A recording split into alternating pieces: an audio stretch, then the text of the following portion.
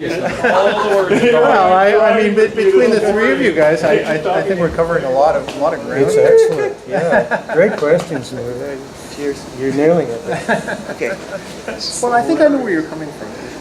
Which call? Well, we've known each other a long time. Right? Yeah. Well, we're recording it. Okay. Yeah. You're on the go. Yeah.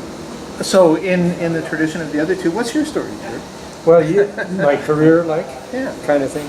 Well, it started with family sing-songs in the 1950s. Really? Okay. And that's where I started getting interested in doing things like singing these old tunes with family members, right, trying to find harmony parts.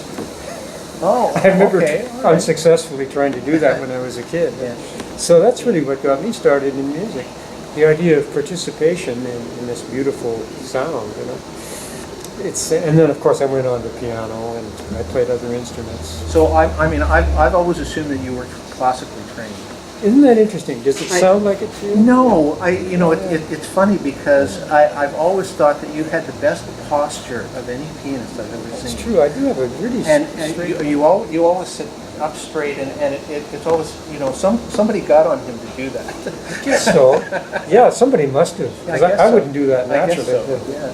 I don't recall actually, but I do know that part of my piano instruction when I went to Berklee College in the late 60s was involved with that. There's something I teach all my students, which is to have, maybe I could briefly talk about it. Sure, it might be of interest to somebody. But when you're sitting at the piano, there's there's one right here. There's an invisible cord that goes from your fingers all the way down your arms, over your shoulders, down to the small of your back. And the idea is that the small of the back supports everything. So that tends to make you sit up straight because you become aware of that sort of conceptually. And then that keeps your shoulders and arms loose as though it's being held by this sort of cable all the way to the small of the back. So you focus on the small. So is that a better control of the energy that you put into the music? I believe there's less wastage. Okay. And that's always been my concern, is to get the best economy of energy in playing the piano. Okay. Yeah, to make it so you can play all day without getting tired, ideally. Yeah. So maybe I've always had a contrast of the old images of, Bill Evans completely sort of hunched over. Right. Playing like that. That's quite something. I mean, it's amazing. It didn't seem to interfere with his technique. Yeah, no. So it just shows you there's no rule. Yeah. And of course, I believe he did that so he could hear better. Because, he'd be in bad environments. Yeah. He'd be able to hear himself better. Yeah. It doesn't appeal to me, but I rely on wedges put beside me so I can get my sound. And you moved from so you went to Berklee. That's right. In the late 60s. 68 to 70. And then you ended up in Toronto in the 70s. That's right. Toronto in 74 to 92. And there was a lot going on too.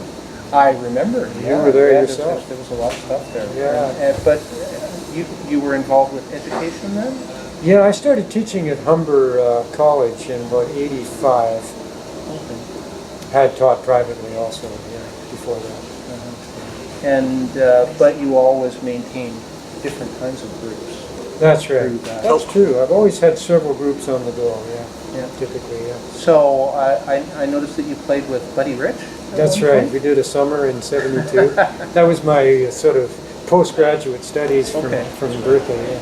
And how much of a change was that from what you were playing?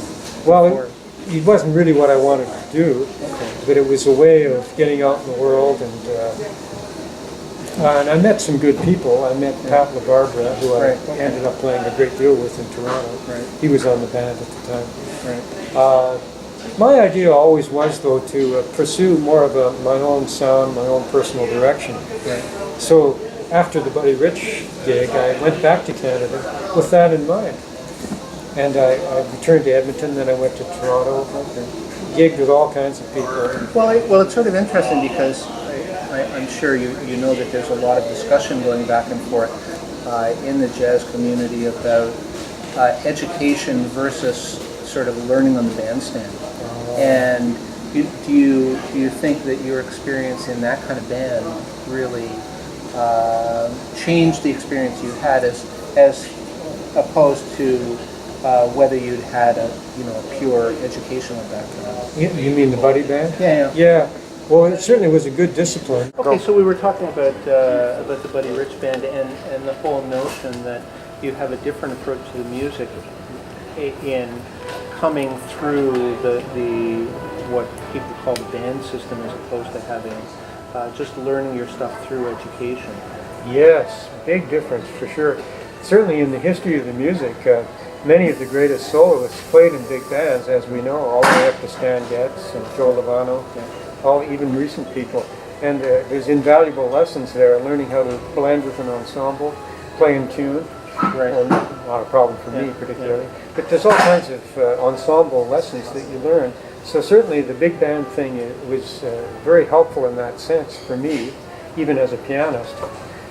Right, learning those sorts of ensemble lessons, the capacity to play precise, to get a unified rhythmic feeling, which is difficult when you've got 17 people. Right? Yeah. So there's all kinds of really good building of musicianship there for sure. Previous to that, though, I had played in several big bands in the Boston area. Jimmy Mosher, Paul Fontaine had a band long ago. And of course, there were excellent bands within Berkeley that I played with and wrote for. So by the time I got with the Buddy Rich Band, I'd had enough. The problem was I didn't get any soloing. So I was dissatisfied. I wanted to improvise, and there wasn't any room for it.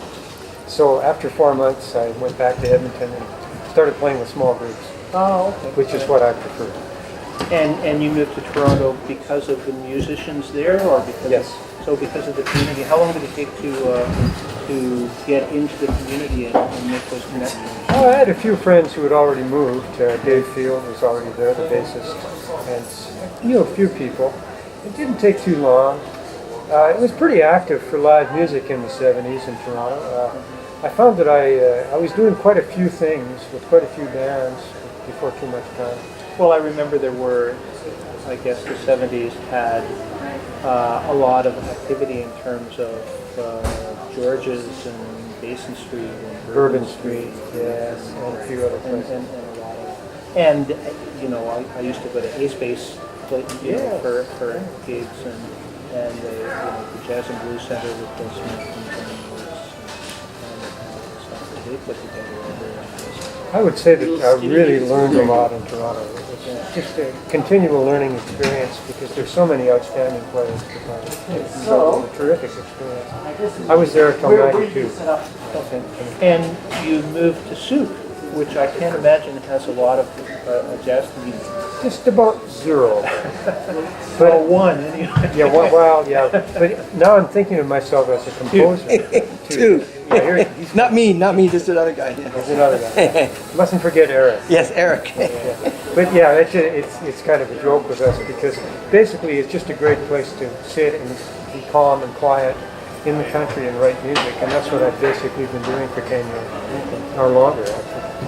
So, and that music you've been expressing in the other groups, that's right. East Wind and Strange Weather. East Wind and Strange Weather mostly, yeah, that's right. So I guess this is a question that naturally comes up. If you are concentrating on composition, and this trio is really sort of throwing that sense of predetermined composition away, how does that fit into? Well, I figured that my hope is, I hope other people agree, that all this composing activity with pencil and paper created kind of an imprint, set me up, so hopefully I will be able to improvise and make compositions, you see, on the spot. Because my feeling is that improv and composition are essentially the same. Yeah. It's just that the latter takes more time. And I wanted to explore another definition of composition, which is in a spontaneous setting. So I felt that I was ready to do this because I had done so much work with pencil and paper. And I wanted to see, it's like an experiment, to see how much of that would carry over, some of that gestalt would carry over into improv. So that's really what interested me about it. Okay. I mean, I know, Ellington always used to sort of pick up little phrases that his leaders would play and sort of work them into compositions and sort of expand them. Do you have the notion of doing that? Well, I think Ellington did it consciously. Well, but yes, I don't know yes. if maybe Yeah. I'll do it unconsciously. Well, I mean, some of the sidemen used to, They used to say, complain, "Where's the money?" Where's the money? Where's the money? You know, where's the composer credit? Of course, they had the gigs. So, Yeah. You know, I guess it was well-paying gigs, so I guess it worked out for them. But that's true. He was noted for that. Yeah. He was like a vacuum cleaner. Yeah. And I suppose also And a great melodic, ear to be able to pick that up and say, okay. the man was a genius. Yeah. But and I'm sure all musicians are. Really, when you get down to it, we're all picking up things. Charlie Parker would look at see a film and hear some music, and then he'd play a quote from it on the Right.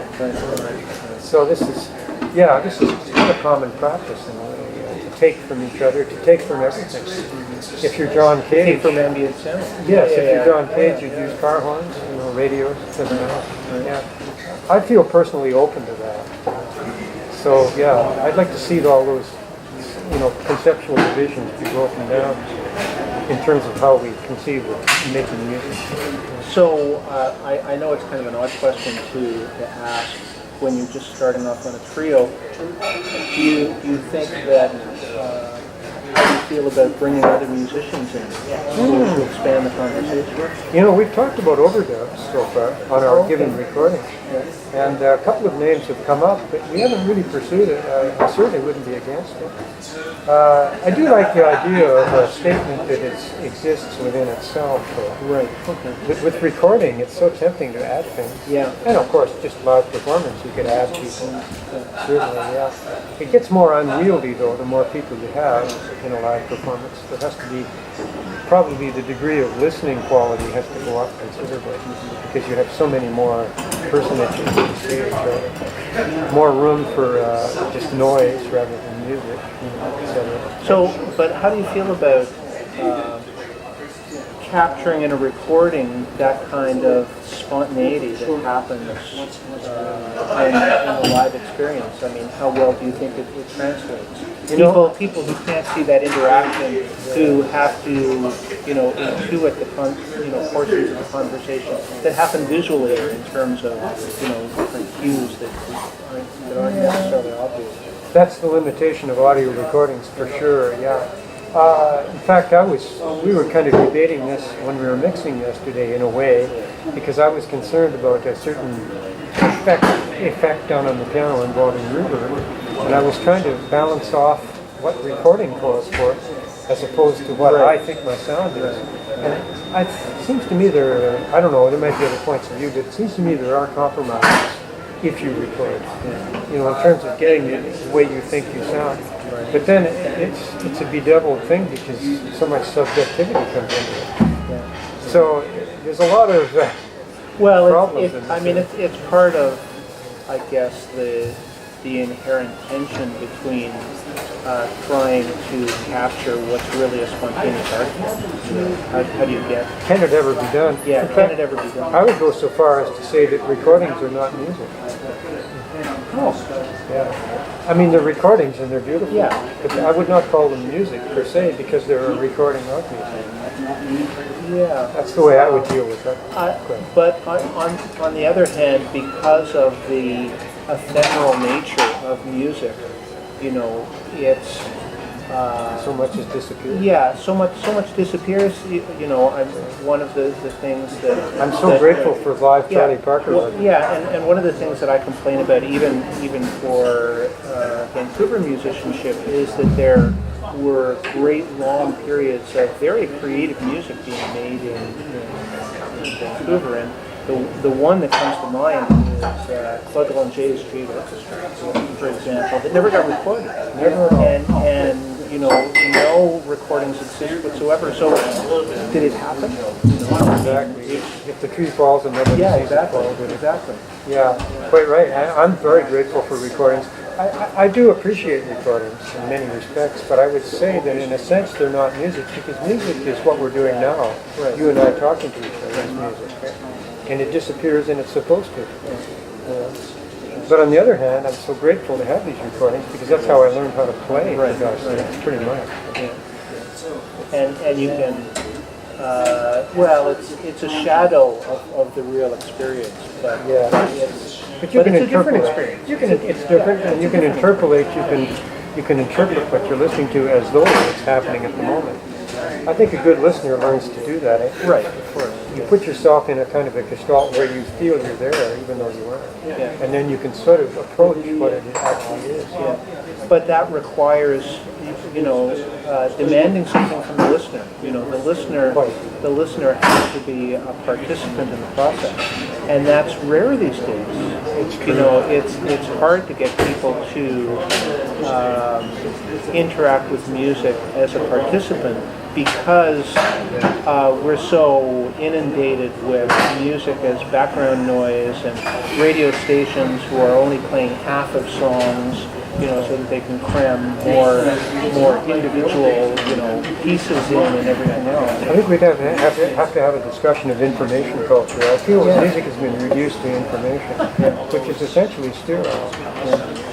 It's been bled of all these. Well, yeah. And life, humanity. Don't mean to end on a down note here. We got to stop. Yeah, we gotta stop now. Yeah. Is that good? That was great. Okay. Yeah, it sure was. Thanks for the question. Well.